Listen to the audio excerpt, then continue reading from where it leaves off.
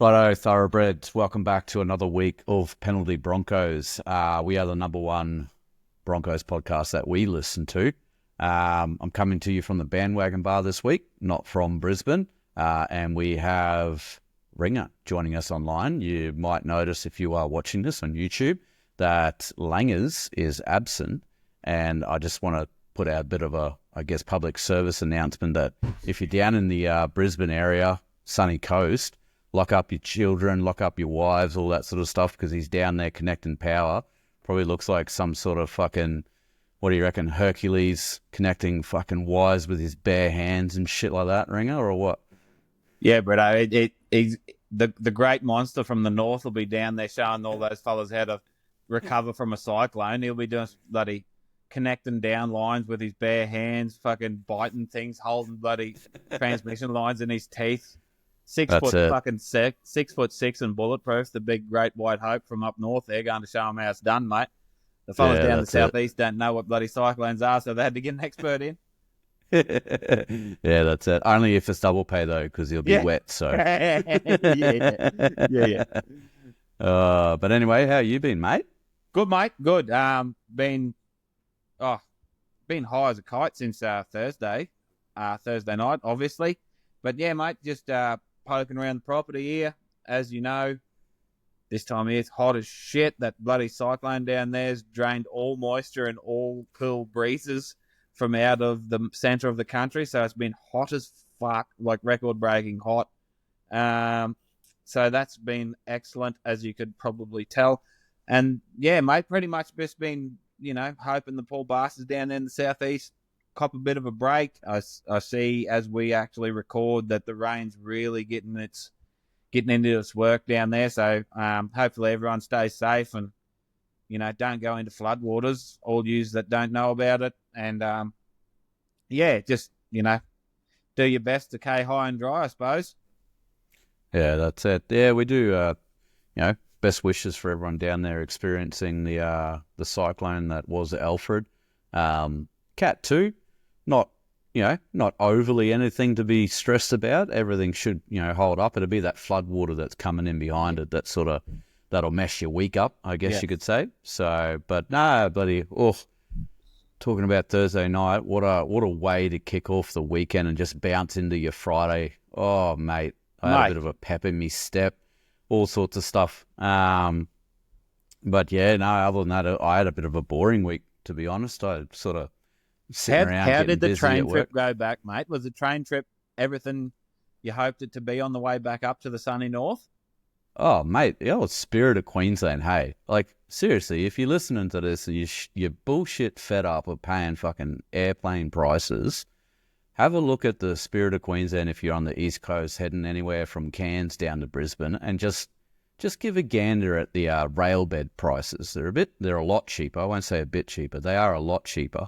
It's basically an overnight trip, so you're paying for a motel anyway if you're heading either way.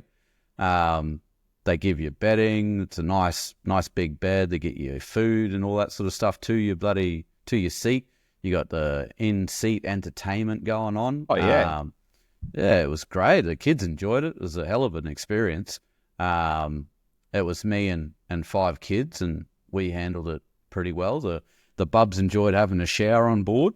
They got right into it, mate. They enjoyed it as so. And the staff on the Spirit of Queensland real good too. Real good with kids and whatnot, and pretty friendly. So not an ad, it was a great trip. Queensland, but surely we can make it one because Penalty Broncos will do a few episodes on the Spirit of Queensland. We could watch a Cowboys game up north and get on the train and head down, watch the Broncos, do a potty on the way down, mate. It'll be. Yeah, definitely get amongst that. You're dead right though about the absolute monsters they charge you to get on a plane these days. Like, it $1,200 return to go from Mount Isa to Townsville at the moment. It's like, bro, what the fuck are you talking about? We had to head down obviously for the christening, and when we looked at the prices, don't get me wrong, we weren't doing it late. We were doing it fairly ahead of time. And the prices were, I think it was just south of 8,000 to get us all down there and get it back. And I just couldn't justify it. So the first plan for me was to just drive 16, 18, 19-hour trip, however many breaks you want to have, and then do it back. And then I had a sneaky gander at the train, same time, 16, 19 hours, but I got to sleep and whatnot. So, we jumped on that, and I reckon if we have to, we'll do it again, and we won't be sad about doing it either. I reckon it was a great trip. So the only thing I will say is we have to fucking pull our fingers out when it comes to service. I'm sick and tired of being on the coast of Queensland, of a massive nation, and I can't go 5 minutes without full service. Bro, it's an absolute ridiculous. Joke. Put a fucking screw a scar link to the top of those carts, bro. Like, fuck me. Oh, man. You're dead right. Anyway, it grinds my gears that we can't have service everywhere after we've spent how much money on Wi-Fi, and considering the fact that Australia invented Wi-Fi as well. Yeah. We give it to everyone else, but refuse to use it ourselves. Yeah, that's it. All right, well, let's get into a bit of glorious stuff here, mate. Thursday, so it's really good to be justified in the excitement that I had being built up to round one. I wasn't nervous. I was pretty calm. I was excited. Did I expect a score like that? No. Did I expect us to, confidently beat the Roosters? Yeah, I did. I won't be shy in saying that. But the way that we did it and the conditions that we did it in was just a day and night difference to how we used to play last year in periods of time. And it's how this team should be playing all the time. 100%. And it's amazing. We're not here to shitbag Walters. Like, he had a go. He got us to a grand final. 13 minutes away from winning the damn thing.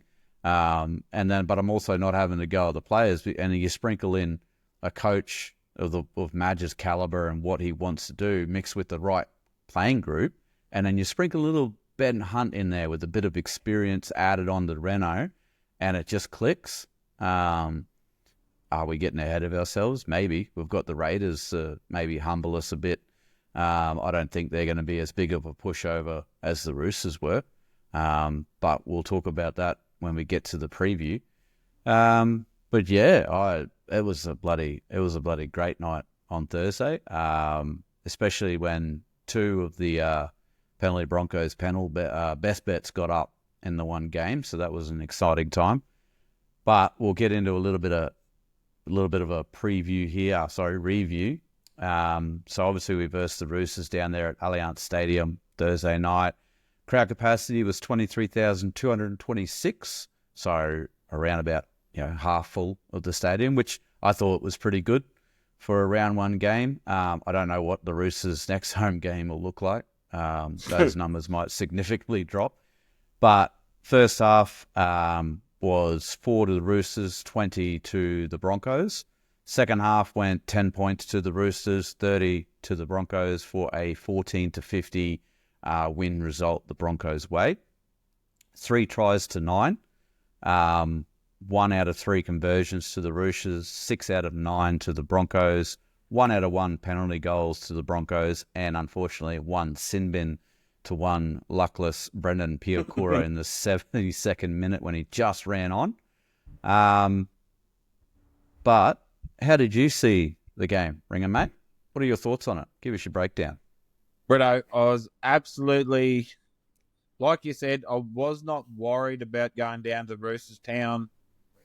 I didn't have the apprehension I've had for the last couple of years about how we were going to turn up because of that trial form. It always in the back of your head, they say, trials mean nothing and all that sort of bullshit. But the boys looked fit. They looked hungry. They looked ready. So when they run out, I was a bit worried about the big downpour they had not long before the kickoff, and there was a hell of a lot of slipping over going on. And so, injuries come into that, and I was thinking, does this nullify our attack? Blah, blah, blah. And even for the first few sets, I think maybe the first 2 or 3 sets, we did try and go side to side a little bit. Nothing out of control. But then one Painus Haxius took over. Payne Haas, mate, is by far the best prop in the game. Shut the door, not even close to the second. And he and Paddy just started taking us through the guts and winning the middle forward battle, making huge meters, really bending the line back, getting the fast play of the balls. And that's when we started to actually put shit on. Even when they scored that first try, I'm not going to lie to you, a little flitter of doubt crossed my mind when big Robbie Toyer, who I think all of us have in our SuperCoach teams, just brushed Benny Hunt and then set up a try in the corner. I was like, not the best. Not really, I'm not here for this, Bronx. We were meant to do a job on these fellas. And then, everything seemed to fall into line after that. We started dominating. And I think it was predominantly, it was our middles that really just started bending them back, asserting their dominance, and then we played off the back of it. Obviously, Pakesy's try, big pain, just dominating, skipping around players. Like, it just shouldn't happen. A person that huge being able to, like, get to the line and go, oh, no, I'm going to run like a centre now, and just skip around the outside of two players, find a hole, break through it, run over someone. Like, incredible, mate. So, I was so happy with all of it. I think all the players that we had, not even conjecture over, just, those awkward signings of, is Pakesy going to be the man with Moser out? Is Jack Gajowski going to be more dynamic? Is Gamut Shibasaki going to be the one to do it? Mate, not one of them looked out of place. They all excelled. So, mate, I cannot fault any of them at all. So we'll get into it more, no doubt. But I was just so happy to see that want and that drive, that once we got our mojo, we just said, nah, we're not going to put up with this shit any longer. We're going to run the fuck over you. And this is what we're doing. And we played like winners. Yeah, 100%. I was pretty ecstatic to see Payne moving the way he was, considering he had ankle surgery in the off season. Right. So that's put all those sort of doubters to bed there. 100%. And then I think you called out a couple of overs calls there where Benny Hunt sort of pulled the trigger and called for the ball, and he got it when he got it. And I reckon that just plays into my opinion there in the off season that Renault will be the man to get us out of shit, and Benny will be the one that'll pull the strings to get us the points. And I think we've seen that on display. 100%. 100%, Britto. You called it to a T, I think. Renault, I think once we got into attacking shape, Renault stayed on his side and played what he had to play. I think that try to Shibasaki, where Pakes jumped out coming to the right, and then I don't know whether there was a set play or was I think it was an overs call, and Hunty's screamed for him, and he's come back across, and then they've, Jesse's beautiful cutout ball from Hunty. Yeah. Jesse's tears down the sideline and then puts inside back to Gamut Shibasaki to go over in the bloody under the post pretty much. And then again, like you said, Pakes was going left, and it seemed like Payne said, no, come back, give me the fucking ball. He comes back to the right, gives it to Payne, supports, scores. So, mate, I think you hit the nail on the head. I think Hunty runs the show up close before the kick.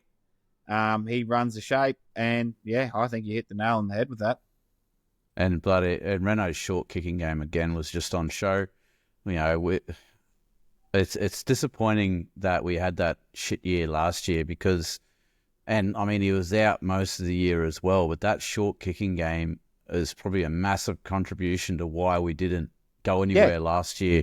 Just there was other optics as well. Obviously there was a bit of issue there going on. But if we had had that short kicking game, it would have been a lot better. He had it on a string in the conditions that it was. Yeah. It was great to see. Little bit of longish yard footy going on there for Ben Hunt's try. Bit of whoop going on. Yeah, whoop. But I'm actually disappointed. I haven't actually seen anything come out about Mr. Young trying to trip Jesse over. In leading up to that, nothing at all. Yeah, They even said it in commentary. Yeah, but I wonder if it's because he actually didn't make contact. Jesse managed to avoid it, thankfully. But Angus Crichton, he is on report for that high tackle, I believe, that he did. And then Radley looks like he's failed. I don't think he's going to come back round 2. He was, that was that bad that Teddy should have been sent to the bin. For a high shot. Yeah, mate. Yeah, God, that was hard. And anyway, Bradley's not as if he's got the softest head either. He's got a pretty hard head, and he just folded like a biscuit. So yep. She's looking dire straits for the Roosters. We'll touch on that real quick. I know in the off season, in my accountability, I've got Trent Robinson under pressure at the end. Well, getting sacked at the end of the year, and I just not that I don't get me wrong. I think he'll walk straight into the job. I think Cowboys. Wouldn't be surprised if he shows up there. The way that the Eels played today, Jason Rolls needs to.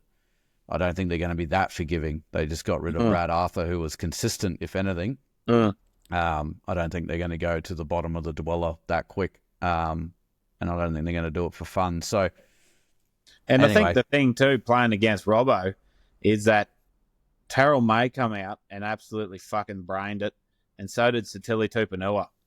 Yeah. So, 2 players that, they don't fit into the culture. It's like, bro, maybe the culture doesn't fit into them, because Satili Tupanua was the best player on the field for the Bulldogs by far. And he's been in the bloody outer for so long at the Roosters. So you wonder what's really going on there down deep. That's it. And then there's also interesting to see where Brandon Smith ends up. It's no secret that he's getting moved on. How do you fuck that up? And he's got to come back as well. So we'll see if he has an impact.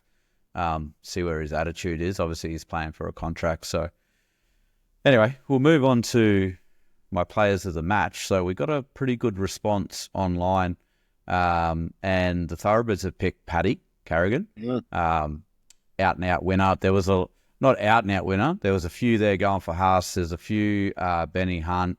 A couple of Reynolds snuck in there, and then there was one Kobe, which was interesting to see. Yeah.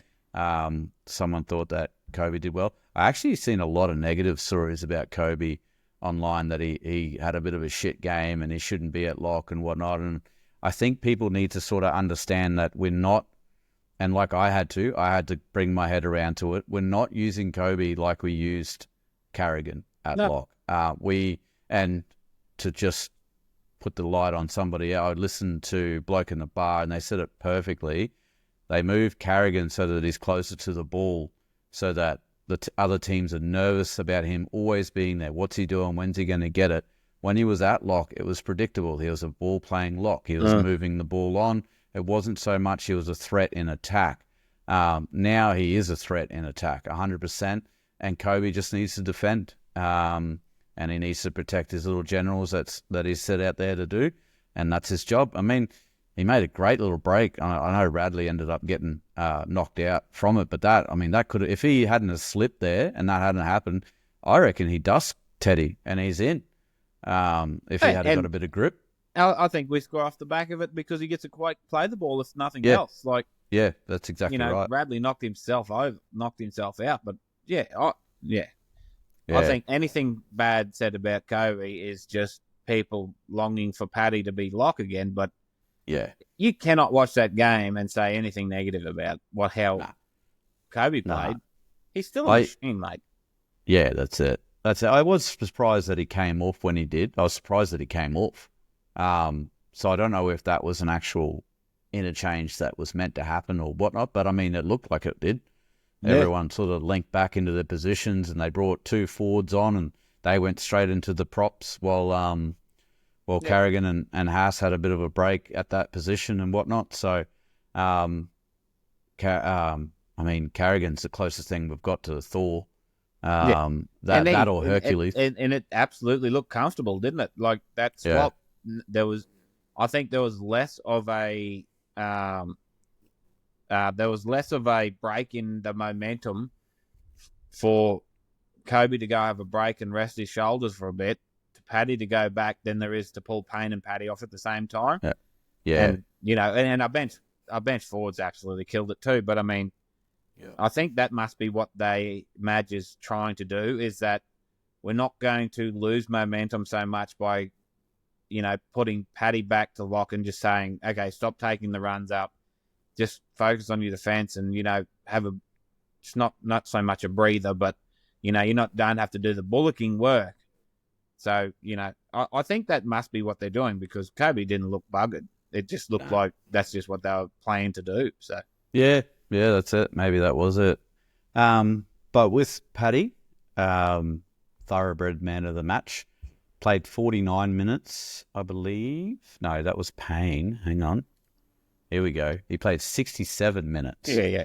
Mr. Carrigan, 25 runs for 242 metres and 93 post-contact, which was the most of the game in all aspects. In runs, in run metres, in post-contact metres. Yeah. He fucking killed it. 1 line break assist, 1 try assist, 1 tackle break, 3 offloads. He was running at 87.5 tackle efficiency. He made 21, missed 2, and 1 ineffective. 0 errors. So he had a ruck infringement that he got pinged for, but he was just a clean sheet when it came to errors. So I'm glad he's on our side, and sometimes it just doesn't seem fair that now we've got Haas and him paired up, because I've given Haas our man of the match. Oh, 100%. It was tight. It was like I could have gone Renault just for what he brought to the team and whatnot. Could have gone Cobbo as well. 3 tries, he worked hard for everything that he did. And there are a few others sniffing about there, but at Haas, I mean, you got to give it to him. 49 minutes, and in that 49 minutes, he went 15 runs, 165 meters, 65 post contact, 1 line break, 1 try assist. And that offload and that call, so Pakesy on his hip, screaming for it back on the inside, and for him to do that as he falls onto the ground and just flick it up for him, are just remarkable. Oh, Glaze the man all he wants. 9 tackle breaks, which was the most in the game. 4 offloads, again, most in the game. And to cap it all off, and this is kind of what went tick, you've got it, 100% tackle efficiency. Yeah. 22 made, 0 missed, 0 ineffective. Ridiculous. Someone that big. Like, I mean, the agility that the man's got when he runs. Well, he's also got that in defense. You can't get around it. No. He's got lateral movement coming out his ass. And he went 0 errors as well. He gave away a penalty, but 0 errors. No handling errors, no nothing. Just remarkable games. And it was really great to see that it seems like the team has bought in to the Madge game plan. They all understand their job. They even Reese to a certain point. Like, yeah, he tried to do the flashy, quick run around. There was a few there actually. I think they might have mistimed it too. There's a couple there with Mariner that Mariner just, I don't think he was in the right position, or he didn't have enough speed up when it did happen. And the conditions made it real shit as well. I don't know how many times Reese slipped over. 35 times. Yeah. And like you said, that brings in the fear of injuries and whatnot. So, but yeah, it was just really good that it was, if we're inside this certain our 50, we don't do anything. We get to our kick. If Hunty or Renault can see something, then we do it. Otherwise, we kick downfield and we chase hard. And shout out to Ben Hunt. He did some of the hardest fucking kick chases that I've seen. I think he nearly got down there. Him and Ricky were nearly in every single tackle when the Roosters were trying to bring it out of their line. And I'll get to Ricky in a bit. He had a great game. He had a great game for me. I love seeing what Ricky was doing. Have you got any further thoughts there before I get into the stats, mate? Mate, just about to go with you on that, is that it seemed to be definitely a lot more patient in what we were doing. Like last year, we seemed to want to score 40 points and only defend 34, if you know what I mean. Like, we seemed like okay, we're gonna win the field position battle, and then once we get the numbers we want, or once we get the field position we want, then we're going to pull the trigger. And it worked. And, that's what we're saying all last year, is that the patience, we love watching them play footy, but there's time and a place for that shit to happen. And it seems like with those two old bloody halves there, mate, that have been around the back streets for a fair few years, that it took all that anxiety out of our play. And when we got into position, that's when we pulled the trigger. Not before, not early. There was no panic. It was like, okay, well, we know what we have to do. We got to get to these certain positions. And then once we got them on the back foot, that's when we go and we execute. And that's all we need to do. We don't need to, it'll be very interesting to see when we come up against, a more willing opponent, whether we keep to that sort of, game plan where let's just cool the jets, win the field battle, because we have the forwards to do that. Once we win the battle, that's when we pull the trigger. Yeah, no, that's exactly it. They haven't taken away the Broncos identity. We still scored plenty of tries that were very Bronco-esque. Yeah. There's not many other teams in the competition that score tries like that. That's to us, but they've also injected a little bit of a different culture with patience, like you said. It was so good to see. It was really good for my nerves too. 100. Last year, you just please, can you just complete a set? And you don't seem to have that anxiety this year. It's like, okay, when we need to do the things we got to do, we're going to do it. And it's not going to be panic. It's not going to be fucking, we'll try and spread it on the second when we're 40 out from our own line with absolutely no go forward. It's like, no. This is what we're doing. Stick to it. And it's very refreshing. That's it. All right, let's get into a couple of these stats here. Possession, 41% to the Roosters, 59% to us. Completion rate, 73% to the Roosters and 84% to the Broncos. And I know that makes Ringer very happy, seeing that plus 80 sitting in there. All run meters, 1,268 meters to the Roosters, and we nearly crossed the 2 kilometre mark with 1,908. Post contact was a fairly way off as well, nearly 100 meters, over 100 meters. It was 409 to 518. Line breaks though was 3 to 10, so there was a pretty big stat difference there. Tackle breaks. This was probably more of a symptom of the conditions, I guess. It was fairly even, 30 tackle breaks to 37, which was pretty good, I thought, and keeping it even there. Kick return meters was huge, and I'll top this up before I talk about the next one. Kick return, 91 meters from the Roosters, thanks to Benny Hunt and Jordan Ricky getting down there and chopping them, versus 169 meters. The boys absolutely dominated it, bringing it back. Now, I've got here average set meters. So the Roosters were doing 37.3. Now, keep in mind, Thoroughbreds, that this is the average. They were doing 37.3. We were doing 48.95 as an average. Now, I like to see when I'm watching and they bring up the fifth tackle and they say how many meters gain. I like to take it as you've been given 10 meters by the opposition. So you should make about that 8 meters. You got a bit of post contact going in there. If your line speed's good, you chop them down. That's how you know you're going well. But if you are attacking well, you should get around that 6 to 8 meters. So if you get to fifth tackle and you're anywhere north of 40 meters, even closer to 50, okay, that's a good set. You've sort of done your job well. But 48.95 on an average is fucking ridiculous. In the conditions as well. Slippery, wet, you got to get speed up and all that sort of stuff. So they're hitting the ball at the right speed. The pill's getting delivered to them at the right moment. I was loving it. So just to put that into a bit of perspective there, if the Broncos caught your fifth tackle kick on the 10-meter mark, they were kicking their fifth tackle option on the halfway mark or closer nearly all of the time. So basically an attacking kick every set. couple this with the kick return difference, which I pointed out before. The Broncos were on the front foot in attack and suffocating the Roosters in defence. It was really good to see, and like you said, we just ground them out of the game, which is something that you just love to see your team do.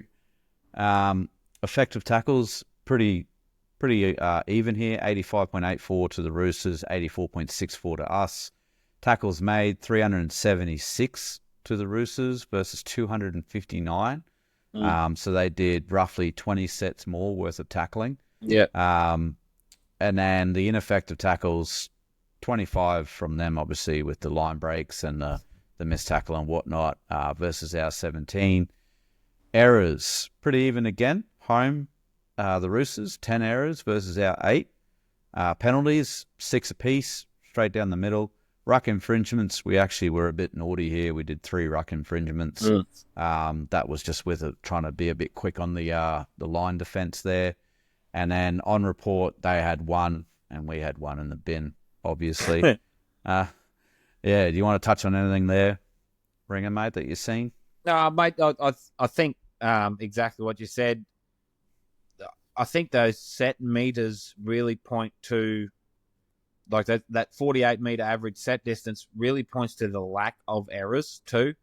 Like if you drop the ball on tackle 3, that adds up to your average set distance in the end of the day. So I think holding the ball, it was really good again to be confident that a drop ball was going to be an actual error or something. It wasn't like an unforced error like it was at times last year when, you're always anxious about that drop ball coming. Whereas already this year, it looks like a huge emphasis they've put on ball handling, about protecting the ball in tackles, about knowing when to offload, knowing when to try and free that arm up. It doesn't look like it's like promote the ball at all costs. It's like, okay, when you're beaten, secure the pill, get down, get to your front, get up and play the ball, and we'll go again. So I think that's what really contributes to that set distance. And of course, you've got Payne, Paddy, Xavier, Jensen, fucking just back fencing it all week. So there's 8 or 10 meters each. And and it was field position domination that we got them with. And like you said, our kick chase was so good because Teddy, even though he's getting on a bit, he's still one of the most dynamic and hard to tackle players in the game. But we just got down there in time to surround him before he could get a run at our line, and we sort of chopped him. And, even Tupou makes bloody 10, 12 meters every time he takes a carry. Yep. The boys got up under him every time he was one off the ruck when they were coming out of their own end and pushed him back. So it was just an attitude and defence, and I think that's what got him in the end. Yeah, talking about attitude, that first tackle on Collins, when he lost it, I don't think... keep in mind as well, Thoroughbreds, Haas is in Ramadan. So he's not eating or drinking during the day, and he's still putting on efforts like that. Exactly. And how that man, I'll just repeat it again, like I have on a few other episodes, how that man is doing what he's doing in his life professionally and personally with what's going on in his life personally is just a credit to him. He's a story that the NRL really need to grab and just promote chronically. Like, let's not focus on... Let's not focus on all the negative shit that we get up to in Bali or whatever, or Vegas and all this sort of shit. Let's just make him the shining light so that everyone coming through can go, that's the gold standard, and you need to reach that, because he's just an incredible human. But, seeing him stand over Lindsay Collins at, I know that they're origin foes when it comes to that time of year and whatnot, but you could just see that he was on from the get-go, and it was really good to see. But and then like you said with Tupou, sure, and then Dom Young on the other side is not a small human either. No, massive. He can get a head of steam up. I will give credit to Teddy. I believe it was one of the dropouts they did. He kicked it and did the tackle. Yes. I believe that he tackled Xavier. Yeah. So if that's not trying to spur your troops on to follow you. That was a good captain's knock on the old dog, but yeah, he couldn't do it by himself. So the NRL had the stats. Most tackles, Mr. Jordan Ricky. He topped the tackles for us. Connor Watson, the hot pirate, topped it for the Roosters there. Ricky's stats were 34 in total, 1 missed, 3 ineffective at an 89.47% tackle rate. And I thought he had an absolutely incredible game. Ricky, that's exactly what I wanted to see. Yeah. Last year, he didn't get through anywhere near the amount of work that he did in that game. And it just shows that he's got the right attitude this year. Most run meters we've already touched on Patrick. He's at 242. James Tedesco managed 161. Line breaks, Jesse Arthurs with 3 topped the game. And then Robert Toya for the Roosters, he only got 1, but it was a great one. I'll give him that. burnt poor old Hunt. And all I could, to be honest, when I seen that happen, I could just see the people that have been commenting, oh yeah, he might have topped the try assist, but he also topped the missed tackles and all that. I'm like, I was like, where was the second rower on that one? Like, wasn't coming across nearly anywhere near as quick. But Robert Toya is a beast. If you've been in and around the game, you've heard of him for a bit. Yeah, exactly. So, so the points there, Adam Reynolds topped our points with 14 thanks to his kicking. 8 players contributed to our points on the night. And I've got the breakdown here. Reno kicked at 70% as well, which not great, but conditions, again, would have been a bit slippery and whatnot. So our tries went centre, hooker, second row. Talking about second rowers who had a great game, Jack Wasowski, I have no doubt that Brendan Piakura is more talented than that man, but Jack Wasowski played his role to an absolute fucking T 100%. on Thursday night. And I tell you what, if he keeps doing that and Brendan doesn't pull his finger out, he will lose that jersey for good. That hole that he hit is exactly what you want Brendan to be doing. Exactly. It was so good. Then we went winger, 5/8, fullback, winger. So, it was all across the park. Benny Hunt obviously was on the wing, but he's a 5'8" that scored. But that just comes from play support and whatnot. Game time, so from the bench, unfortunately, the limited time there was Brendan Piakura with 1 minute. Billy Walters played 29, and Corey Jensen knocked out 35. Run on, so that was Kobe, played 43. This is all the players that played, obviously, the least here. A lot of players played 80 minutes, obviously. Payne Haas managed 49, and then Corey Pakes went for 57. He obviously came on at the end there for Shibataki, for whatever reason that one was. Post-contact meters, so the king was Patrick with 93. Payne punched out 65, and then Xavier Willison, 57. I thought Big X had a really good impact, and just another one that just got his head down, did his job, did what he was supposed to do. So that was awesome to see. Defense, so players at 100% was Payne Haas with 22, and Sibasaki punched out 12 with 0 miss, 0 ineffective. So solid defense there. I did think that he missed a tackle for the try that Sandon Smith scored, but I went back and had a look at the replay. He definitely wasn't a miss because he didn't even get to him, sort of thing. It was just a really good hole run by Sandon there. Now, the players that went between 90% and 100 that need a shout out was Kobe Hetherington on 90.48% at 19 tackles. Xavier Willison, he is up there again. Not only was he doing post contacts, but he was making his tackles at 90%. He did 18. And then Jack Wasowski was running around at 92.86, which was really good to see. Bad defense, Selwyn Cobbo. He missed 4 tackles and only made 3. I guess, do you go that route or saying, well, you scored 3 tries, mate, so we'll give you a bit of a leeway there? at least one or two of them when he was trying to cover, he missed a tackle too. So, it's hard to call them a miss when you're trying to push someone over the sideline sort of thing. Yeah, it's a bit rough to call that a miss, if you know what I mean. But, yeah, no, mate, it wasn't really a defensive game for him, was it? Yeah. I tell you what, that miss that he did do on Dom Young, I think he had that lined up pretty well.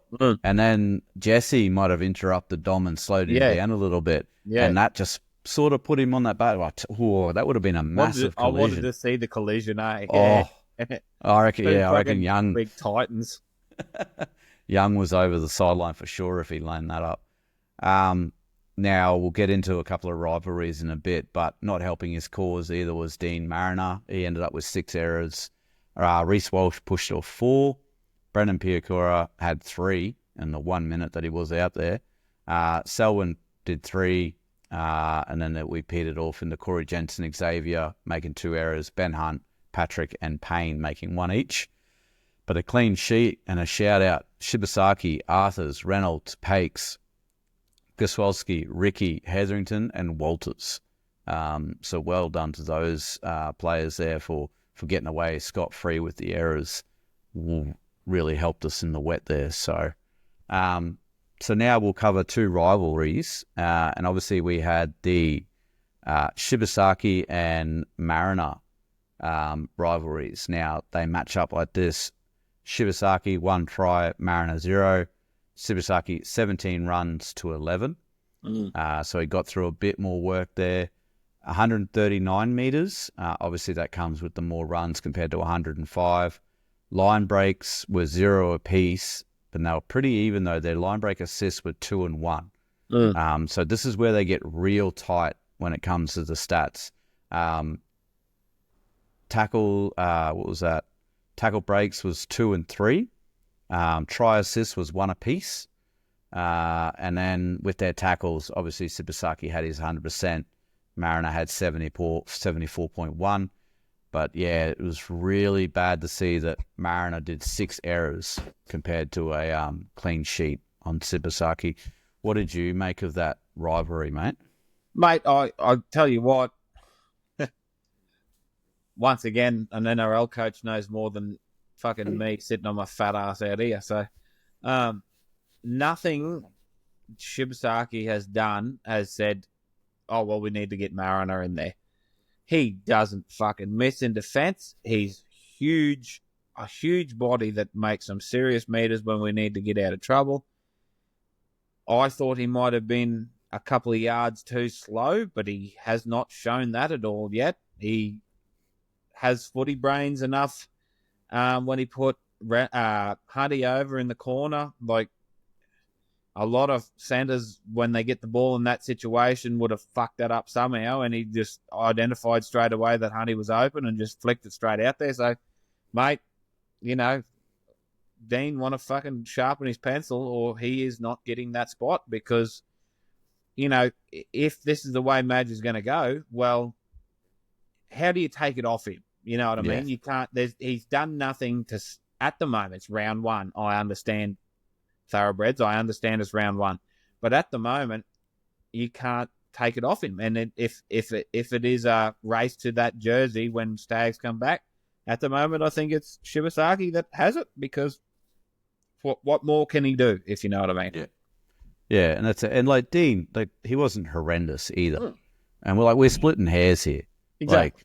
That's just how good the rivalry is that we're literally splitting hairs, especially when you have a 50-point win and whatnot. So, and the other rivalry is obviously Goswalski up against Piakura. I'm prepared to write this one off, and we start again at the Raiders. Brendan didn't get out there until the 72nd minute, and he was gone by the 73rd. So I think there's two sides to this coin, obviously. Very unlucky, had a brain snap, whatever, they walk it off, they talk it out during the week, don't do it, yep, all good. Or that's exactly what Madge needed to just absolutely fire a rocket up his ass and say, mate, that's why you're not on the run on side. Exactly. Yeah. And just step it out. Like, this is example A, example B, example C, why you're not ticking the boxes that I need to see for you to get your jersey back. Yeah. So yeah, but we'll run through it. Like, we'll just run through it mainly because of Guswelski's stats. He had 1 try, 17 runs, 103 meters. He made 1 line break. He had a tackle break. He ran at 92.9% tackle efficiency, and he had 0 errors. Again, how do you take it off? Exactly. How do you say, sorry, Jack, mate, but we're going to give it to Brendan? Like, because of this, what reason are you going to say because he's got talent? Well, mate, he's sent 10 in the bin. Luckily we weren't, we didn't need that 7 minutes at the end there when we were down 1 person to win the game. So yeah, what's your thoughts there, mate? Mate, I'm with you. This was the most contentious position for me leading into the season, like, because Jack definitely did not light a fucking spark in my interest last year. Wasn't too shit hot in the trials, even though in the Bulldogs game he was good. Like, he was solid, where I thought Brendan was fucking electric. But I mean, once again, mate, and what did we say all last year? We did not use our second rowers at all. Like, there was games where both Pecura and Ricky would be taking under 10 hit-ups per game. Yeah. And then the round 1, we've got Ricky taking 12 and Jack taking 17. Yeah. So, once again, mate, the NRL coach knows what the fuck he's talking about. Like, I think, honestly, I think he has a line in the sand of what he expects from players in certain positions. And at the moment, and like we just said about Gamachizaki, how do you take it off him? Like, it's only round 1, I understand, and there's a few rounds left before Katoni's back, and Piakura might absolutely kill it in a few games, and Jack will get sort of hot under the collar and might have to try a bit harder. But at the moment, you just cannot take it off him. So it's an excellent problem for us to have. It is really one of those, depth things that good clubs need to have to, challenge for the top spot. But yeah, mate, I'm so happy with Jack. I thought his defense was great. He tied in. Benny Hunt's excellent in defense at times too, but I thought he'd done well. I think the big test, and I know we sort of wrote him off, but after seeing Vegas, we've got, so for Shibasaki, I think on that side will be Savage and Timoko, which are fucking dynamite. And Gajowski will have, what's his name? That bloody Hoskins. Zach Hoskins coming at him all night. And, and Ricky will have Huddy Young on his edge. So, it's a step up, obviously, because, Ricky's safe, mate. He had Angus running at him all night, and Crichton didn't bloody light up anything. Like, you hardly heard his name. So, we know that Jordan's a fucking defender and a half, but it's going to be interesting this week with that left edge, whether you got Timoko, Zach Hoskins, and Xavier Savage on that edge, whether that sort of, it's a completely different step up by the look of the form from Vegas. So that's where it's going to be more interesting, I think. Yeah, definitely. Just touching on going down there as well. At least it's going to be kind of similar conditions. You would expect down there. So a lot of confidence would come out of the Roosters game about how they handled it and whatnot. So good stuff. Okay, here's a quick one. We'll have to ask the random stats guy because I can't find it anywhere. How many years do you reckon it's been since the Broncos have played both their opening games away from home? Oh, I have no idea, but I'm thinking that would be massive, wouldn't it? Like, there's no way. You'd have to think so, yeah. We'll have to have a look at that one. Surely we can find that out. That's just something for the thoroughbreds to ponder upon. Let us know. Put it in the comments. See if you can beat it to us. What else was there? We haven't really talked. So Xavier obviously had a great game. Jensen just did Jensen things when he came on. Billy again was solid without being spectacular. Exactly it was what we really want good him to to see. be. Yeah, exactly what we want him to be. The chat that Ezra does not come back into the side is getting louder and louder. Personally, I'm still, and this is coming from a guy that said there's no way Shibasaki and Gosowski are starting. So ignore this. But I still can't see. I think Hunt will go to that 9 role. Pakesy most likely will drop to 14, which means Walters will have to make way. If Madge doesn't continue to run Piakura, surely he'll give him one more game in that 17. Do you think the bench that he's got, we know Madge has got form. He's definitely run a bench like that for quite a few, for an entire season. He did it at the Rabbits. Do you think he'll run that, or will he bring Big T or Marty Tapau into the fold? I think it'd be pretty harsh to, like Brendan. He got sent off, yes, but I don't.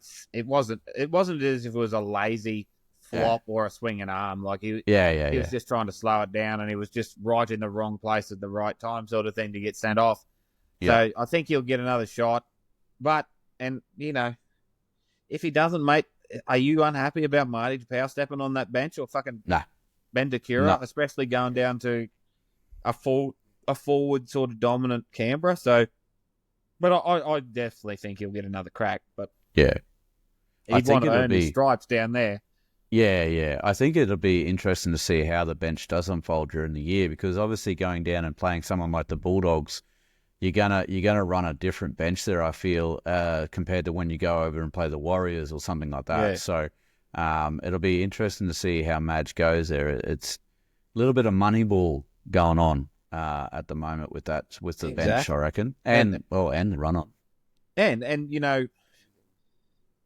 would anyone be that unhappy if Payne Haas, because he has to play Origin all season for the Broncos and internationals, that just randomly in week 8 he has a sit out and Jensen goes to prop and you put Ben DeCura or Marty Tapau on the bench? Like, for a season, it's a long season, mate, and it's just, shit like that when you have that depth of riches. Yeah. There's shit like that can probably come into it, I am excited for Origin period just to see what team we roll out.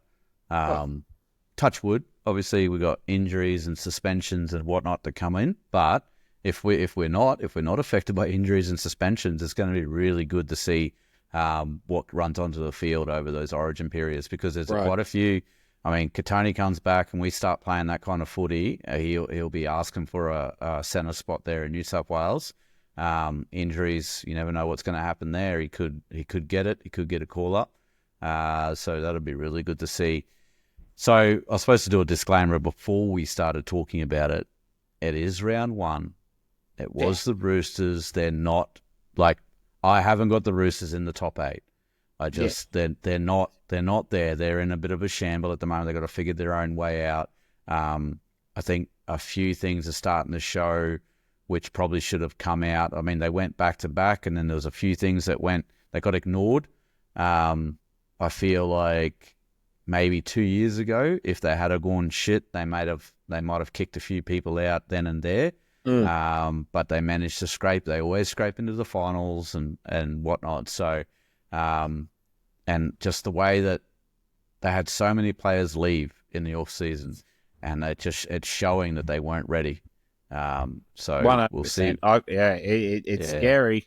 Not scary, but I mean, all the clubs go through this, but it never happens with the Roosters, where players leave and they do better. Like Terrell May, like we said before, Terrell May and Tilly Tupanua played out of their fucking skin on the weekend, and you never see that from a Roosters lineup.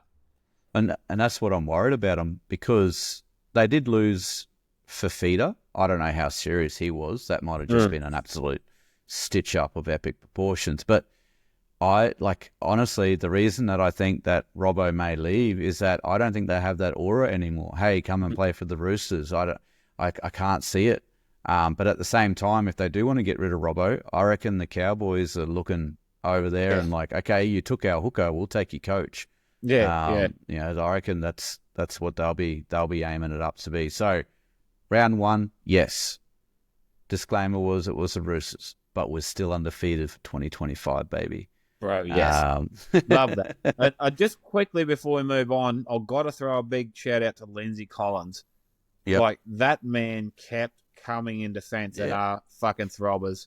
We love having him as a Queenslander. You know, he actually put some decent shots on Paddy and Payne at times there in an absolutely downbeaten side. Lindsay Collins, the big monster, he's a gun. So just before we move on, I thought he had to get a bloody bit of a shout out. With that long hair, doesn't he look like fucking the Addams Family doorman? Like, if you come around a dark alleyway and he steps in front of you, bro, you're fucking dead. Oh, fucking old Lurch sneaking into the fucking shadows there. Rang. I thought he was going to do a bit of Mick DeVere there as well, get the old staple gun out on the field. Get the staple gun out. He wouldn't have fucking sold it.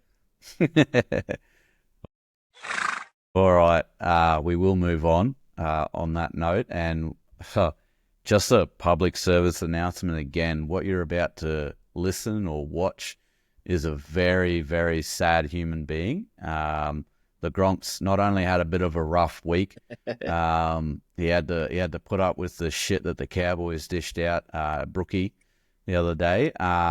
So he's seen better, I can tell you that right now. So, but it's all right. He's got good mates around him. We're always checking out on him. So without further ado, here is the Gronk.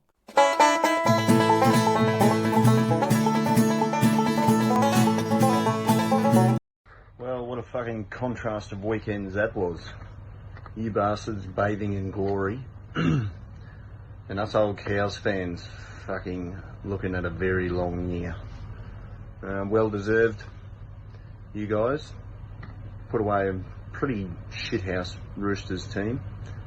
But yeah, there'll be good competition for us when we meet at the bottom end of the fucking ladder this year, but it looks pretty dismal stuff. We're not the first team to get absolutely fucking ambushed at Brookie, and we won't be the last this year, I don't reckon. But yeah, fucking work to do. See how we go next week. Bye. Yeah, so like I said, Thoroughbreds, it's been a rough week for the Gronk, so we'll cut him some slack on that one. Did you watch the game with the Cows? Mate, I got to see a fair bit of that game. It's hard to really take a gauge on it when the Sea Eagles are in that sort of mood. Tommy's in that sort of mood. Daly just can't put a foot wrong.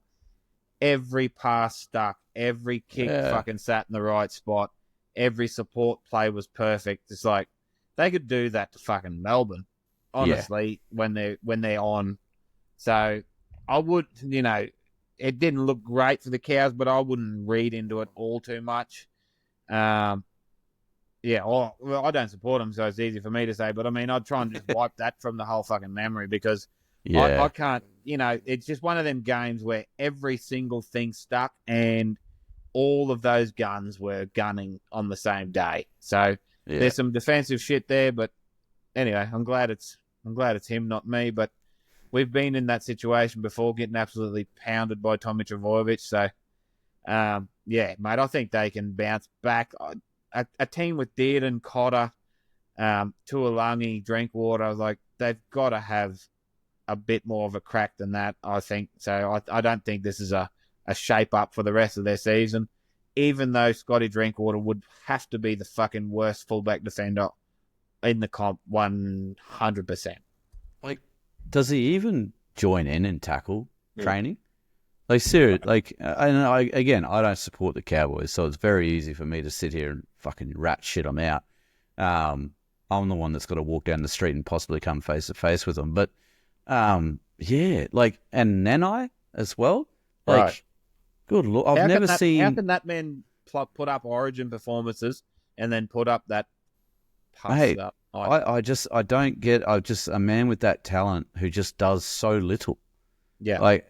And it's even caught the eye of, like, proper full-time analysts. Like, he started, like, before Origin, I think last year or the year before, they were talking about how little he'd done. He'd run, like, 3 times and in this game and, whatever. But he scores. Normally. Anyway, but bloody, so, anyway, it is what it is. The Cows, I don't know whether you read into it or not. Duffy didn't really have the best, game. Wasn't really the best game for him to play. Nah, really poor good kid. in. It's like, let me at it. No, Tom Travojevic is going to punch you in the face all day. Oh, okay. Mate, that short side raid they did, I think Turbo grabbed it, threw it in the Saab, and then Saab's kicked it back. They did it twice, and both times I was like, that is absolutely not on. And they just made a line break, went through. They missed one, scored on the other. Like, just ridiculous. So they were in a mood. They're at Brookie. You're not doing much there. No. I don't really look forward to coming up against them. So if they're in a mood like that, mate, fuck. Yeah. Even Brooksy, every fucking kick he hit was fucking floating in the air. Like, it was just on. No, there was nothing they did went wrong. So yeah, good luck to even going down and doing that. The week ahead, we'll have a quick look. So the injuries and the judiciary that we've got up at the moment, not much on it. Judiciary is obviously Ezra, comes back in round 10. We don't have anyone on report or awaiting the judiciary from that game, which was good. Injuries. Apparently, Jock Madden has a hamstring. Just a bit of rehab, meant to be available for round 2 if he's needed. Katoni Stagg has that quad. He's got to do rehab, and it's got down here that he won't be back until round 5. So Mariner has plenty of time to make amends, but also Shibasaki has plenty of time to get comfy.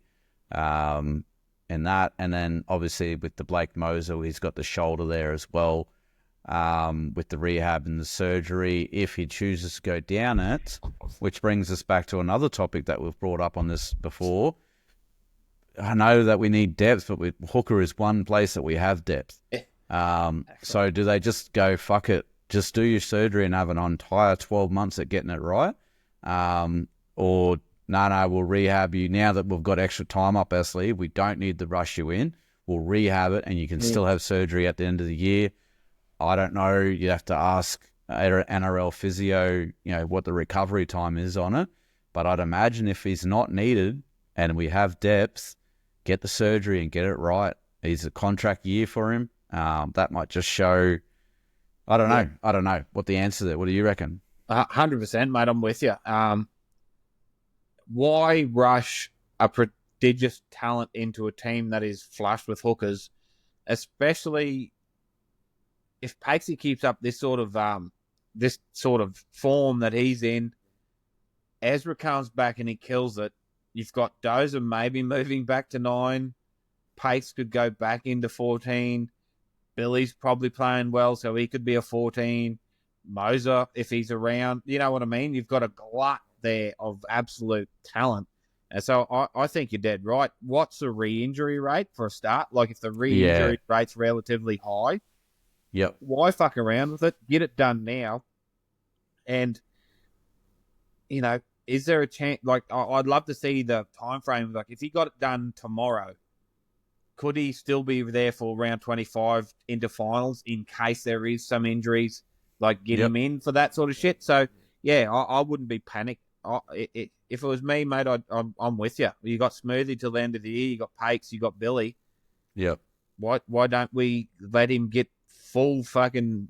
I know he wouldn't want it. I suppose, like, he wants to play NRL. I sure, but if it gets him stronger for next year, that's fucking terrifying. So that's it. And I mean, Hunt is old, so the faster we get him back into hooker, where he doesn't have to do a lot of running around and whatnot, and leave that up to the young Ezra Mam and the Reece Walshes and all that, the better.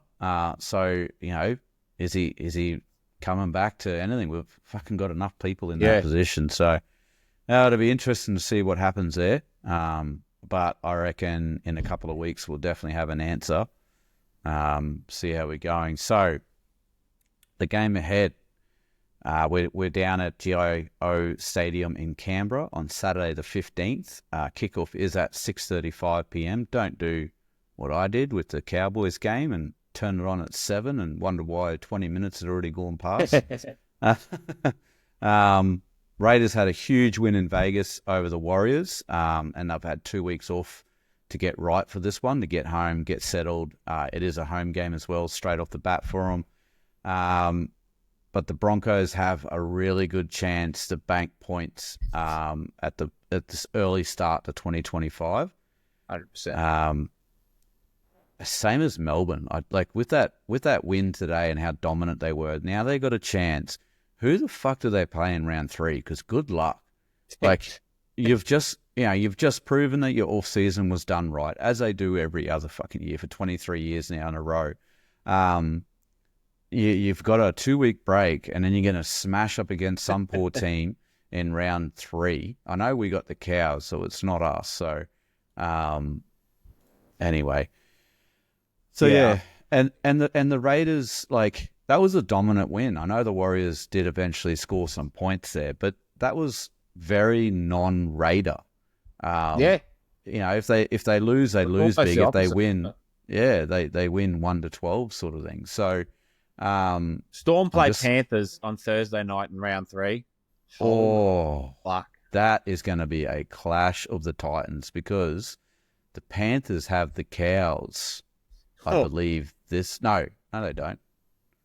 Who do they have? To have a quick look here. Roosters. So it's not going to be a difficult game for them, and it's at home, obviously, because they went to Vegas. That's going to be an awesome game to watch. Yeah. Mark your calendar. Those guys. Yeah, I'll be sitting in with a cold beer on that one. Back on the Raiders. Normally they're a 1-12 type of team. When they win ugly, they drag you down, they punch you around, they fucking beat you around the bush. That win against the Warriors, especially Warriors aren't small lads and whatnot, but they had a half issue as well, so lacked a bit of direction. But it'll be interesting. It'll be really good competition, and then I believe we have the Cowboys in round 3. So we have an opportunity there to just bank some early points, get out to a lead, and not panic ourselves at the end of the year. So if we look at the head-to-head tail of the tape against the Raiders, we've played them out of 40 games. They've won 16, we've won 23 with 1 draw. That's 1998, so NRL era. Completion rate, they normally run at about 69%. This year is how I've done this. So they're running at 69%. They completed at 69%. Still done and still pumped the Warriors. So that probably more concerning to the Warriors than it is Raiders. We're completing at 84%, which is good. Tackle efficiency, they're running at 91.3. We're running at 86.64 so far. Wins this season, we've got 1 apiece. I believe the ladder now is Melbourne, Storm, us, and then the Raiders, based off differential. Venue win rate, obviously the Raiders. Storm, Broncos, Sea Eagles, Raiders. Sea Eagles, of course. Thanks, Cowboys. Venue win rate, 58% for the Raiders and 41% for us. And we last met them at Suncorp in round 7, 2024, where it was a 34-10 win for the Broncos. Possession there was 51% to 49% our way. Completion was 73%, 72%. That was really in the start of that period there where we just completed nowhere near where we needed to and just shot ourselves in the foot. The Raiders, again, tackling machines, 90% tackle efficiency in that game up against 88.72. So far in 2025, we have had 3 wins. If you go back into the preseason, we went Titans, Bulldogs, and now Roosters. The Raiders had a win over the Panthers, and this is where it started to trigger me to be worried about this season, because I know that they did have a few players in there from their first grade, but they then rolled out a really non-first grade team the next week and put a bit of a show on the Manly Sea Eagles in the preseason challenge. So the fact that the Raiders got the W over the Panthers against that system, that started to trigger alarm bells. They then lost to the Sharks, which I definitely wouldn't read into because their Las Vegas team was gone. And then they had the Warriors, the win over the Warriors in Las Vegas. So I think we win. I know a Mr. Langers is running his 13 plus for the 4th game in a row. against them. I think we will win. I think it will be 13+. I think it will be a bit of a different game, though, against the Roosters. I think it'll be a bit of a dogfight early on, bit of an arm wrestle, but experience will win at the end of the day. What are your thoughts, Ringer, mate? Yeah, mate, I'm a little bit concerned about... Not concerned, I think we win. I think we do win, but it's a completely different kettle of fish to the Roosters. Because what we've seen in Vegas was, it looks like, and that could be just Vegas footy too, the excitement got to them, but I mean, it looks like the shackles got let off from the Raiders of last year, exactly what you said. They're the 1 to 12 every week, fucking, the try bet, whatever it is, both teams win by 1 to 12. That's what you just back the Raiders in and you fucking take home the chocolates every week. But, yeah, they're a bit of attacking flair. Ethan Strange, Xavier Savage, Matt Timoko, KO Weeks sniffing around. It's a bit different to what they're usually been throwing up. And they still have Tarpany, Papali. Horsburgh was really good. Hudson Young. So it's not... At the moment, it's $1.21 Broncos, $4.35 for the Raiders. That is ridiculous after that whole Vegas shit. So I still think we do them, mate. I think it's the thing that I think pushes us over the edge is that experience. Is Renault? I know Fogarty's older head, but I mean, Ethan Strange is a young pup. Coming up against Hunty. Our forwards, a forward battle's going to be so good. But in the back line, Tomoko's been there for a while. Savage has shown glimpses of being good, but I mean, maybe that was Vegas too. Like, I think we get around them, except, the speed's going to be there. It's going to be such a good game. I think this could be the game of the round. But, I think I'm really excited for this game. I think we do them. I'm more of a 1 to 12 sort of a player in this game just because of that Vegas form that I'm a bit wary of and the unlocking of their sort of attacking potential. And they're all big. They're all fucking fast as shit and they're all strong. So, yeah, it's going to be real interesting, mate. Can't wait to get down there. And it is at home, see? If it was at Suncorp, I'd have them for 13+. But down there, you know what they're like. They're going to try and drag you down and fucking... wrestle you in the mud. Could be wet, could be cold, could be fucking drought conditions knowing Canberra. God only knows what it's going to chuck up. So, yeah, mate, Bronx 1 to 12. But, yeah, I think it's going to be a really good tussle. Yeah, that's it. It's like wrestling with a pig in the mud. Eventually you realise the pig likes it. And that's what it'll be like down there, I can tell you that. And cold on top of it. Yeah, more than likely. All right, well, we'll see what team list brings out, and then, we'll roll on from there. So we'll look at the tipping. Oof, all right. So for the accountability, myself missed 3. I went the Sharkies and Warriors over in Vegas, obviously. And then I had the Dolphins. That was the only other one that I dropped outside of that. And... yeah, that was... we all went the Dolphins on that one. Yeah, I know. Yeah, I think we all went. Mainly because of a bit of a injury toll, I guess, but we did, obviously, and we do it all the time. We missed out on the Wayne factor. Percent. And, and then they changed the venue, and that should have been our sign to change our tips. Yeah. It is what it is. What did you do then? You dropped you went the Cowboys over Manly. We won't talk about that. But yes, we did go the Cowboys over Manly, and that was an absolute shit the bed. I don't know really why did I? Oh yes, I'm just going through my tips here. Yeah. Well, I must have changed it on my tipping, but not on the other one on my run sheet. Because on a SuperCoach tips that I'm just going through now, I've actually got the Seagull, so that's great. But there you go.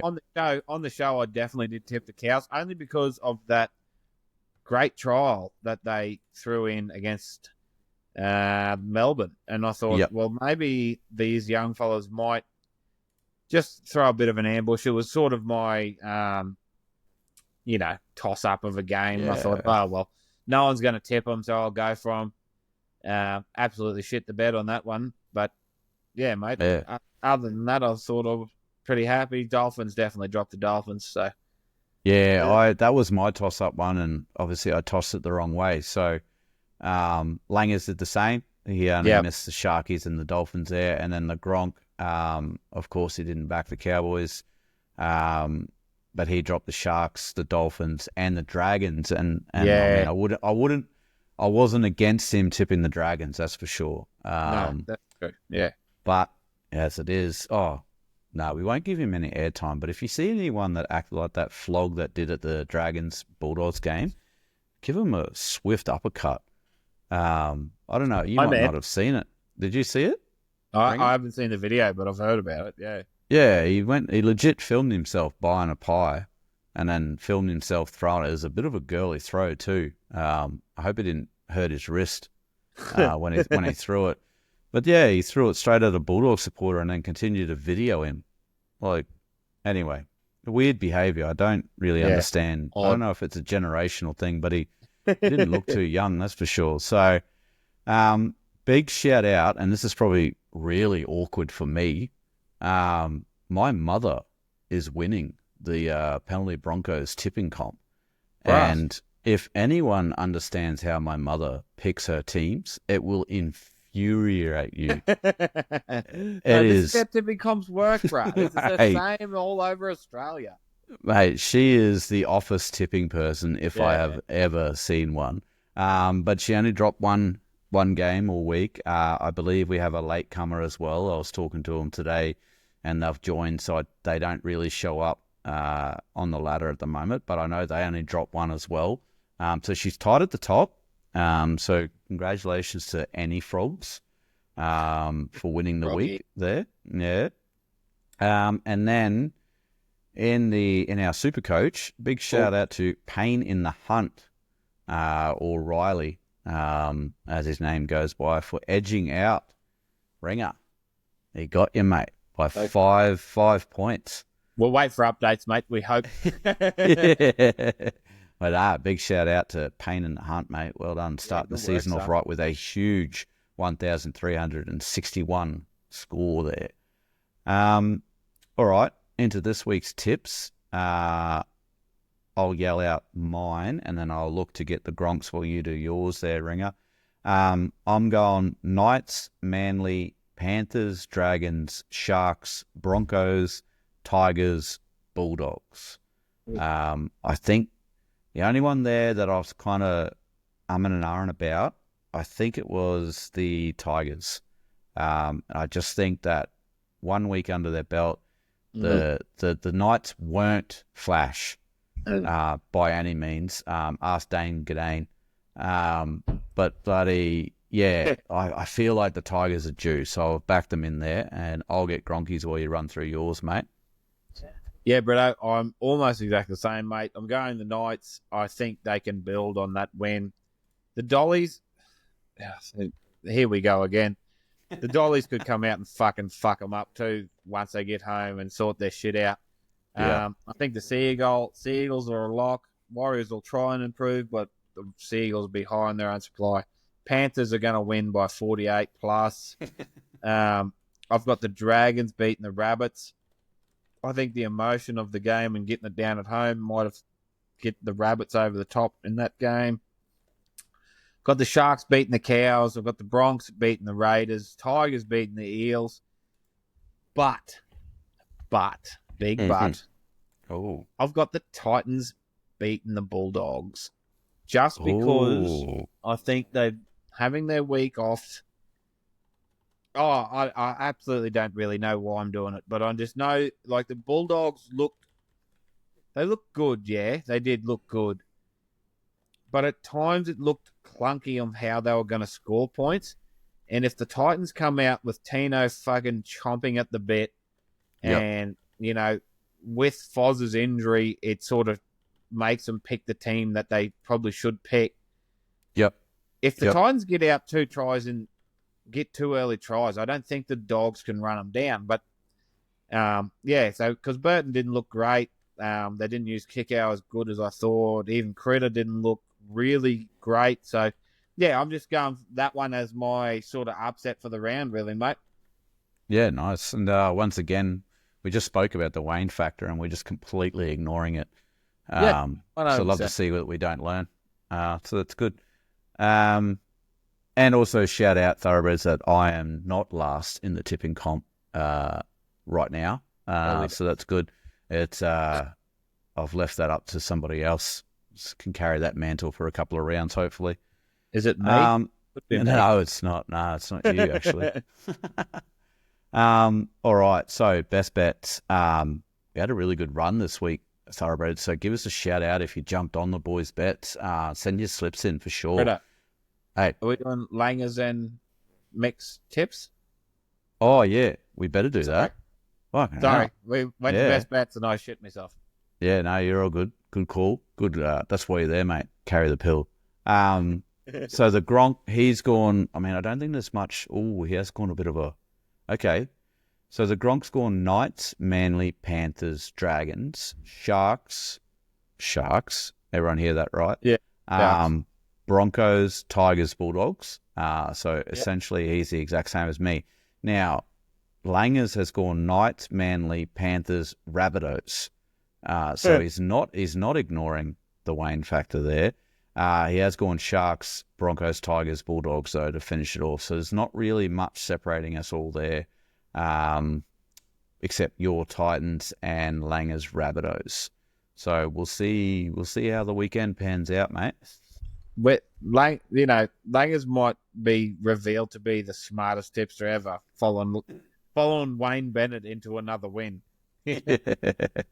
That's it. Where's he sitting at the moment? I don't think he did all right. He's sitting third in the tipping comp. Yeah, nice. And for a bloke who's doing an absolute rookie go at a SuperCoach, he's not sitting too bad there either. I'm not showing him anymore. No. So, righto, now we will move on to best bets. So, every Thursday, Thoroughbreds, we drop what we think will be the best bet of the weekend. This weekend, if you were following us, happy days because 3 of us hit. I'll put my hand up. I did not hit, unfortunately. But out of a 6-legger, we did get 5. Langers is $13+$41, mind you. The 6 leg. That was. I was getting really excited for that. So Langers 13+ got up. Gronk's, Jesse Arthurs, and Selwyn Cobbo got up, and then your Fletcher Sharp in a tight match. It was a good call. Yeah. Now the reason that we're getting excited about it, Thoroughbreds, is because what we've decided to do here at Penalty Broncos is when we give out our best bets, we are going to combine them all into what we call a Bronco Bet. Now, if that Bronco Bet gets up, we're going to do some giveaways. We're going to spread the joy and spread the love. So we don't know what we'll do money-wise, but there will be money involved. What percentage of the win we give away is to be decided, I guess, when we do the win. But if you send in your slip to show that you did back one of our best bets, it only has to be one. You only have to throw 1 cent on it. Doesn't matter. Send in your winning bet slip. Your name then will go into the draw, and on this show on a Sunday night, we'll put your name into a random generator with everyone else's that sent theirs in. If your name's pulled out, then we'll send you, maybe it'll be in the form of a Woolies gift card or whatnot, and we'll send you some Penalty Broncos merch as well. If we have a monster win, let's say our Bronco Bet is a good one, we might do a couple. We might do 3 giveaways in the one night. Yeah. So you've got more chances of whatnot. So, and we stressed really hard when we were coming up with this that it has to be a best bet. So don't come at us if we put like Gronk did 2 wingers. That in hindsight, but that's what gambling is. You got to put your money where your mouth is, and that's what Gronk thought was going to go, and it did. It came off. So. I failed to take into account just how awful the fucking Eels are. It's either hot or cold with that team, and my lord, even if Lomax wanted to score today, they just made it their mission to make sure that he didn't get the fucking ball. So anyway, I needed a Lomax if you couldn't tell for our little bet to come off. But just running through that, Britto, what we had was a Cobbo, Arthur's anytime, Broncos 13 plus, Fletcher Sharp anytime, Ali Katoa and Zach Lomax anytime. We got all of them except Lomax. So Yeah. we're trying our hardest for you, thoroughbreds, and only for the fact that Lomax looks like he bloody touched someone's sister at Parramatta because they wouldn't give him the fucking ball. Yep. Or kick to him. The best kick diffuser in the game, attacking kick chaser in the game. They wouldn't kick to him. So, yeah, there's something up there. But anyway, we went pretty close. Yep, and we'll move along this week and we'll try again. So excited to see one of them to hit off. Now, if you remember from back to last year, we had our Road to $1 million, which was just an absolutely stupid, insane multi 25 leggers and put 1 cent on it and you can get $1 million in return. That is making a comeback, and what we'll do is we've divvied up the games. We each get 2 games each that we get to throw on just on anything multi. Combine that all together. We'll put that up on our Thursday best bets as well. If we win, there'll be signs, and we'll see what that is. So definitely tune in on Thursday for best bets. All right. Waterhole Waffle. What have we got here? We've got a little bit of the Rugby League Live. So it was announced on Hello Sport a couple of weeks back in their All Talk segment with Andrew Abdo. That there is a Rugby League Live game coming out this year.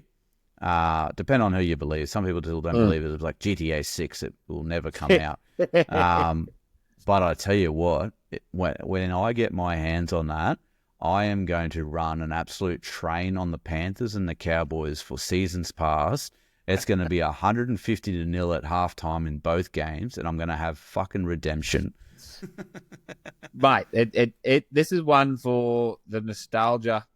I don't think there's a game on a video game that has been played by more people that never played video games other than that one ever on their fucking life. Like, I played Tiger Woods 05 in rugby league, mate. That's what I played. Like, the only things I ever fucking touched, pretty much. So the nostalgia for me, and honestly, like we were talking about before, the amount of options they have if they do go from, like, take a Q Cup player, or if you got to be in coach, and you got to coach a Q Cup, New South Wales Cup team, get to the big leagues, build a roster and all that sort of stuff. The amount of avenues they have to go down. Gameplay, do they go down the Madden route where you set your play at every play the ball, or do you just run the ball through each player's hands like the old game was? Yeah, no, it's going to be interesting to see what comes out, mate. And can't wait, really. I would love, personally, that play the ball, what play are you running, and then the ability to change and do an overs call as you're running it, sort of thing. I would. It'd be tough to start off with, I reckon. It'd take a bit to getting used to. Yeah. But once you did, the experience of playing that game like that would be awesome. And imagine the multiplayer live, mate. Now, you build your squads, and then you've got to play each other and figure your shit out. Like, especially when there is, depending how they play it, like, how do you set your defensive and attacking structures to different coaches and all that sort of shit? It'll be fucking unreal. Yeah, it's been a few winters since the last one came out, so it'll be interesting to see what technology and whatnot they're going to bring into it. The other one I have here, Dylan Brown. After today, it seems fitting. Is he staying at the Eels come round 10? Mate, there's been so much talk about him pissing off. And everyone from the Roosters to the Knights with a fucking $14 million a year deal and the $8 million and all that sort of shit. The Eels would be stupid to lose him, because even today, he was cold at the start, but the only sort of the only attacking things that come off when they tried it was off the back of Dylan Brown. Poor old Ronnie Volkman. You know, he hasn't played much NRL, but I mean, he kicking it fucking dead. He kicked on the third tackle at one stage when they're inside the 20 and 0 people knew it was on. Yeah, so everything come off the back of Dylan Brown. So if he goes there and world hurt this year, but, mate, you look at the Roosters aren't going to fucking tolerate being the joke of a club for too much longer. So I think they are the ones that are going to go Brandon Smith out. We're going to throw a big mob of money at Dylan Brown for 4 years. I don't know if the Knights are really going to go too hard because, like, where are they going to put him? Like, are they going to move Fletcher Sharp on? Like, I have no idea. He's not a 7. They don't need a 6. They need a 7. So yeah, you know, I don't know whether they're going to, if they put all their money behind that, I think that's something that could backfire for them. So yeah, for the competition, I want him to stay at the Eels because if he leaves the Eels, mate, Moses has got a big, long fucking time in front of him. So yeah, I know the United boys are pretty heavy on not signing Brown. I think from what they're saying is they've got a young guy in reserve grade there that, you know, if Brown does end up there, then it just sets his debut back even further. And they say they're pretty high on him. The other thing, like you said, they've got Fletcher Sharp there. It's actually proving to work. And Dylan is not a 7. I mean, you could see that when the Eels tried to play him at 7. I don't have high rates on Adam O'Brien doing the right thing there either. So, but yeah, you're right. The old salary sombrero. Also, another factor for the Newcastle Knights. They're going to put that much money into him. They've got so much money tied up in him and Ponga. Their salary cap would be absolutely shot to shit. How do you get a forward out? Like, how do you keep signing Brady Best and bloody Greg Marju and like Fletcher Sharp and all Dylan Lucas or like all these great players that are coming through? If you've got them two weighing heavy on your roster, how do you keep them? So next thing you've got a great fullback and a great 5'8" and nothing else. Yeah, and they're losing Leo Thompson, so they really do need, unless they've got somebody coming through the grades cheap that's going to do a job, they really do need to probably go out to the market for a front rower.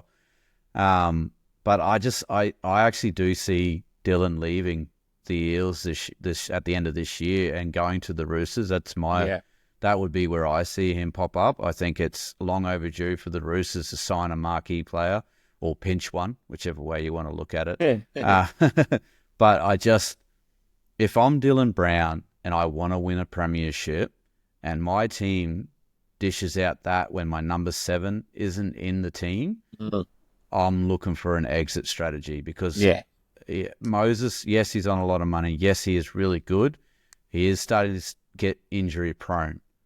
And so I'd be looking for an exit and like hats off to his manager for getting him that deal.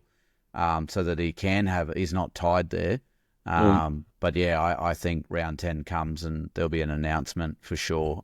Yeah, and you know, you look at players leaving and swapping and, you know, you just can't see them fitting into a system. But a halves pairing of Sam Walker, which is sort of out of the box, you never know what he's going to do next, beside a Dilly Bags, which... like, picture it in your mind, Thoroughbreds. Does it not look hot as fuck, Dylan Brown in a Roosters jersey? Like, it just does. So, and he'd be the perfect foil to that Sam Walker half, where you don't know what's going to happen, what's going to fucking come, and then you've got a hard-running, great defense 6 that, you know, is going to shore up an edge and is a running option for you in a team full of absolute fucking throbbers. So, yeah, I reckon you could be for the competition's sake. I hope he stays at the Eels, but yeah, mate, if he turns up at the Roosters after July, I wouldn't be fucking surprised. The way the amount of money they have sitting there to throw at someone. So yeah, that's true. And I think that'll save Robbo's job as well. It'll secure him up for at least one more year. So all right, well that's that's enough for Waterhole. Unless you got anything. You got anything? No, mate, that's about it. I can't wait for this week. Oh, mate, I'm so excited. Hopefully we can ring the gong again and be undefeated one more week. and it'll just get louder and louder from there the more we win. So when you get into it this deep, mate, with SuperCoach and all that now, like how good would Monday footy be again now? So you got Monday night footy, team list Tuesday, Wednesday is a fucking breather, and then you're back into footy again. Like yep, it'll be horrifying for our wives. Horrifying for the families of Australia, but I mean, great for content. That's it. Righto, thoroughbreds, that's all from us for this week. Send us your thoughts on the game. What did you like? What are your opinions? We're always after your opinions. We definitely listen to them. We find it interesting, actually, to get all the different opinions that come in and see, are we well off the mark with what everybody else thinks or what? Or is there something that we haven't figured out, something that we hadn't thought about? I believe we are on Apple now. Yes, Ringer? we are. You've seen us there, mate. Yeah, so head us over. We're on today. Yeah, Next, Spotify, YouTube, Apple, Amazon. We should be on Amazon, iHeartRadio. But again, if we're not on your favorite podcast platform, let us know. Send us a DM, comment on the drops that we do. Let us know where you'd like to see us. But other than that, head over to our socials on the Facebook, Instagram, TikTok. Give us a comment, give us a like and a follow there. Get involved in the community. Bet responsibly, as we always like to do. Be a contributor to society. Stay out of one another unless it's consensual, and we will gallop off into the week. Catch us later. Good night, thoroughbreds. Make sure you send in them winning best bet slips. Do that.